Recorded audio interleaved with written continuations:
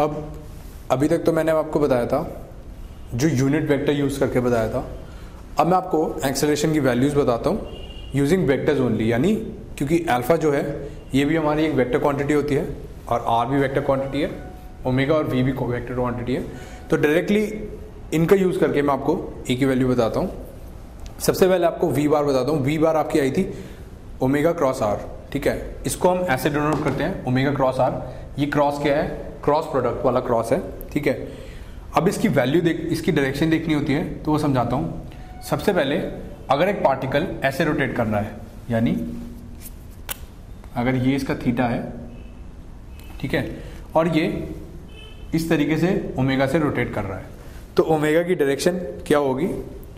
अगर आप अपनी फिंगर्स होती हैं, जब भी रोटेशनल मोशन होता है तो आपको ये जो वैल्यूज बतानी होती है उनका तरीका क्या होता है कि जिस डायरेक्शन में कर्ल कर लिए अपनी फिंगर्स को आप ऐसे निकालिए, थंब बाहर, राइट हैंड यूज करके। ये भी राइट हैंड, सारे काम हम राइट हैंड से करते हैं। तो राइट हैंड की फिंगर्स को उस डायरेक्शन में कर्ल करिए। अगर हम सेंटर में यूँ डालें तो इसको इस तरीके से कर्ल हो रही है हमारी फिंगर्स, क्योंकि ओमेगा इस तरीके से रोटेट कर रहा है। तो जो ओमेगा की डायरेक्शन होगी वो मेरा थंब देगा, यानी out of the plane of the paper. तो यानी अगर ये हमारा एंटी क्लॉकवाइज डायरेक्शन हो रहा है, एंटी क्लॉकवाइज मतलब इस डायरेक्शन के अंदर मोशन हो रहा है, तो मेरी जो ओमेगा की वैल्यू हैगी वो out of the plane of the paper आएगी। अगर ये क्लॉकवाइज होता, यानी इस डायरेक्शन में होता, तो मेरी ओमेगा की डायरेक्शन अंदर की तरफ आती। सिमिलरली हम अल्फा के लिए लिखते हैं, ठीक है। तो अब हमको अगर v की वेलोसिटी बतानी है और हमको गिवन है ओमेगा क्रॉस आर, ये ओमेगा क्रॉस आर से डिफाइन होती है। क्रॉस प्रोडक्ट के लिए डायरेक्शन बताने वक्त कैसे करते हैं? ओमेगा की पहले हम अपनी फिंगर्स को कर्ल करेंगे, ऐसे ही खोलेंगे राइट हैंड, ठीक है, और अपनी फिंगर्स को पहले ओमेगा की तरफ डालेंगे। ओमेगा की डायरेक्शन यहाँ पे क्या है? बाहर की तरफ। और आर की डायरेक्शन इस पार्ट पे किस डायरेक्शन में? इस डायरेक्शन के अंदर, यानी r cross v, r cross omega cross r. तो वी की क्या डायरेक्शन आई? इस डायरेक्शन के अंदर आई। ओमेगा बाहर की तरफ, आर इस डायरेक्शन में, ठीक है। तो वी की क्या डायरेक्शन आई? ये। तो इसका मतलब हमारी जो इस पार्टिकल की इस डायरेक्शन में वेलोसिटी होगी वो इस डायरेक्शन में होगी। तो आपको आराम से ये जो डायरेक्शन है वो पता चल गई। सिमिलरली एक्सेलरेशन को मैं डाल सकता हूँ अल्फा क्रॉस आर से प्लस ओमेगा क्रॉस बी से।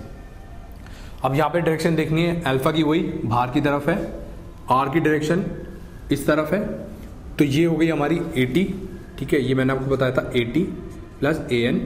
तो 80 की डायरेक्शन क्या होगी? अल्फा क्रॉस आर, तो यानी इस डायरेक्शन के अंदर। अगर ये देखनी है an, ये क्या होगी? Omega cross b। तो ओमेगा है बाहर की तरफ, v किधर है? इस डायरेक्शन के अंदर, ये। तो मेरी an की डायरेक्शन हुई इस डायरेक्शन के अंदर, टुवर्ड्स द सेंटर।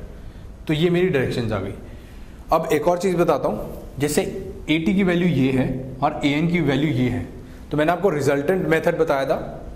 तो आप जब नेट रिजल्टेंट लिखेंगे, यानी AR की वैल्यू लिखेंगे, वो कैसी होगी? इसके पैरेललोग्राम को कंप्लीट करके आती है, जो कि कुछ इस डायरेक्शन के अंदर आएगी। इन दोनों का रिजल्टेंट आएगा, ये हमारी नेट एक्सेलरेशन होगी ऑफ दिस पार्टिकल, ठीक है।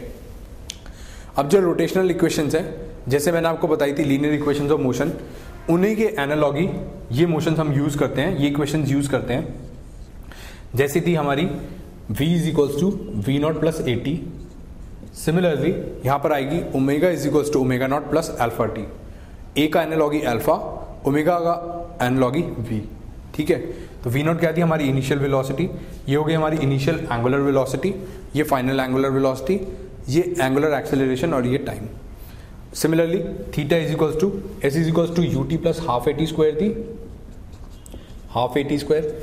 एस की जगह आप डालेंगे थीटा, यू की ओमेगा नॉट, ए की जगह अल्फा, तो theta is equals to omega naught t plus half alpha t square. और एक और इक्वेशन थी जो थी we square is equals to u square plus 2as। V की जगह डालेंगे आप ओमेगा, यू की जगह ओमेगा नॉट, ए की जगह अल्फा और एस की जगह थीटा। यहाँ पे भी जितने भी आप थीटा डालेंगे वो रेडियंस में ही डालेंगे, और ओमेगा होगी रेडियन पर सेकंड के अंदर और अल्फा रेडियन पर सेकंड स्क्वायर। ये चीज़ें आप याद रखेंगे। अब जैसे मैंने आपको बताया था A is equals to v d v by d x, ये मैंने आपको फॉर्मूला कराया था, उसी का एनालॉगी फॉर्मूला हम आराम से लिख सकते हैं यहाँ पे, क्योंकि अल्फा की वैल्यू होती है D omega by D T.